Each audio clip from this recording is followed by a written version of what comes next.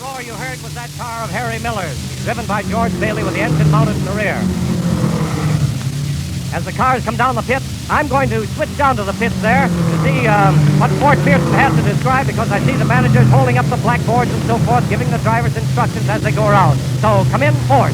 All right, Charlie, here we are, ladies and gentlemen, down at the pit. That car, number 56, a while ago that went in, was David. There wasn't anything wrong with it. It looked like for the minute that he was coming out of the race, at least coming into the pit. Floyd Davis driving a WBW Special. But he's back into the race now. The car that just came off the track, number 26. Number 26, I believe it is, Billy DeVore. Billy DeVore come in. Yeah, I never noticed it. I see. Well, ladies and gentlemen, I was just talking to a man here in Louis Myers. You know, here's another car coming in. Here's how's that, Charlie? 53. Deacon Litz is pulling into the pit. Get ready for it. Deacon Litz is coming in. Yes, here he comes now. Here's Deacon Litz. Deacon Litz, number 53 is driving in. We're going to try to get down to his pit, but number 53 is way down here to the south of us. We might not get down there in time enough. We walk real fast, though, if we can, Charlie. Charlie, suppose you have something to see up there while I'm running down to Deacon Litz's pit.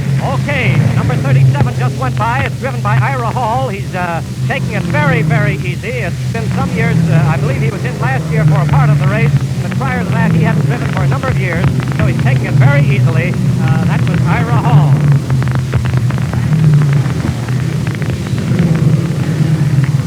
Number 35, there's little Kelly Patillo. Little Kelly Patillo, who won the race about 3 years ago. I was talking to him just before the race, and he was going over the flags with me. And he wanted to know what all the different flags meant. Mind you, he's driven this race. There's Jimmy Snyder leading. Jimmy Snyder's in second place.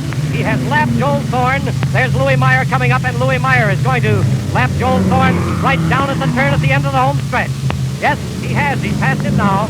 And so there's the first lap that I have seen gained. However, I presume that more have been gained. At the end of the fourth lap, 10 miles, the speed has increased to 124.031 miles per hour. Last year, 119 was the average speed, so they are 5 miles per hour better this year than they were last year. There's Clifford Gare.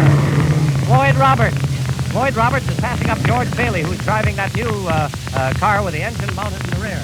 I'm keeping my eye peeled now for Jimmy Snyder. Hello, Charlie. Hello, Charlie. Yes? We're down at pit, Deacon Litz's pit right now. Take it. Well, driving this car, number 53, this Maserati, they're trying to get it started again. They've stopped it. Undoubtedly, it's very hot, and they'll have quite a time starting it. They've had the hood up and the hood back on. And in all probability, the car is ready to go again as soon as they wind it up. Deacon Litz sitting in his car, just as cool as he can be, seemingly, although the sun is pretty hot out here. Another backfire, and the car hasn't started yet. They came in here, and just in seconds seems to be the thing that mounts, and only the thing that mounts. They had the hood off the car into the engine, and the hood was back on. Now they've taken the hood back off again. The opening up and seeing what's wrong. They tried to start it, and they couldn't do it. I didn't get to put my watch on it when I came down here, Charlie, but, you know, we were talking about that a while ago, about how long and how few seconds they can change tires if necessary, fix the engine, put in gas, and everything else. But I didn't happen to do that. But nevertheless, we're still working on Deacon Litz's car. It's number 53, the Maserati, that's sitting over here by his pit. So far, he's still out of the race. Well, to give the radio audience an idea of how long it takes to change tires and so forth, I was down at Wilbur Shaw's pit just about, it was last year. He came in, changed 4 wheels, put gas in his car, oil in his car, and water in his car, got out of the car and washed his face, and was gone in 42 seconds to do all that. That's the way those pits work. As a matter of fact, it was a very interesting thing to note this morning before the race started. There goes Jimmy Snyder passing up some more cars. 51, Tony Willman, he just lapped him, and he's about to lap some more. He's had to cut low on that turn down there. He almost went down onto the dirt apron. He was going so fast and about to lap another car. However, he didn't have to go down onto the dirt at all. Here is Bob Swanson really bearing down and passing up Ted Horn. Number 15 is Rex Mays. Boy, the pace is hot and furious right at this point. Billy DeVore, who threw that part of his exhaust pipe a while ago, is sailing around there. Apparently he's not coming in. The technical committee considers that that is no hazard to himself nor to the other drivers, and so he has not been... Floyd Roberts! Floyd Roberts, followed by George Bailey in that car I talked so much about a while ago. Here's Ira Hall again, taking it very leisurely. riding very comfortably. He seems to be enjoying his ride thoroughly. That was Bob Hansen driving another one of Joel Thorne's cars. George Connor. Babe Sapp. Babe Sapp is driving now his 11th or 12th race, and he never has won the race. As a matter of fact, he has finished the race very few times, not due to any lack of skill on his part, but always due to tough luck and mechanical failure. Babe maintains that if he goes out this time and takes it easy, he is going to win this race.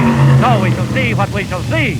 We certainly wish Babe the best of everything. He's a fine, fine boy. Ted Horn. There goes Rex Mays bearing down.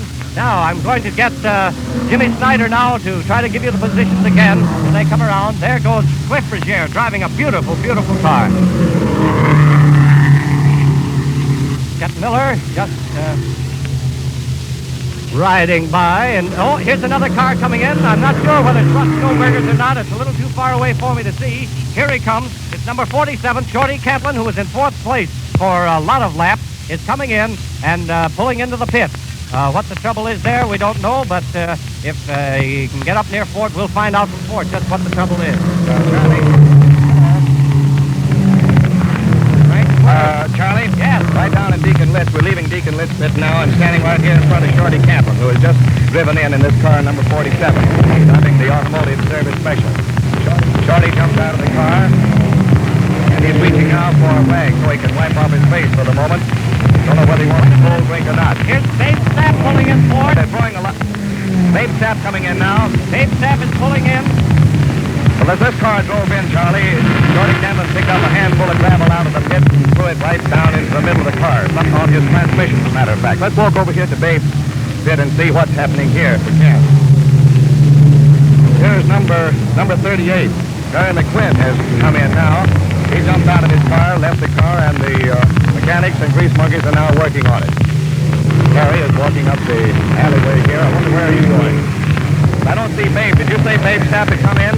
Yes, Ford. He's down here closer to the finish line than McQuinn's pit. Babe is out of the car now and helping his mechanic doing something there. They have the hood up there, and they're doing something. It looks, yes, they're grinding out a spark plug out of the top of it, and they're apparently going to put it. Babe's getting back in the car. There's a new plug going in. Wait a minute. There's the hood going down. Here they are about to start it, and Babe is about to go. He was not in the pit. He haven't started the car yet. They're cranking it now, trying to get it going again. There, the car is going. He was not. The straps are being put over the hood. The hood is being buckled down, and Babe was not in the pit more than 55 seconds, and they changed the spark plug. How they ever knew that was the one particular plug that needs changing, I don't know. Down go his goggles over his eyes, and Babe is all set to go again. Bill White from California, a sportsman from California, owns that car. It's an Italian car, an Alfa Romeo, and there he goes again. Babe Sapp is going out again, and now he is going to have to bear down. Here are the standings at the end of 10 laps, or 25 miles.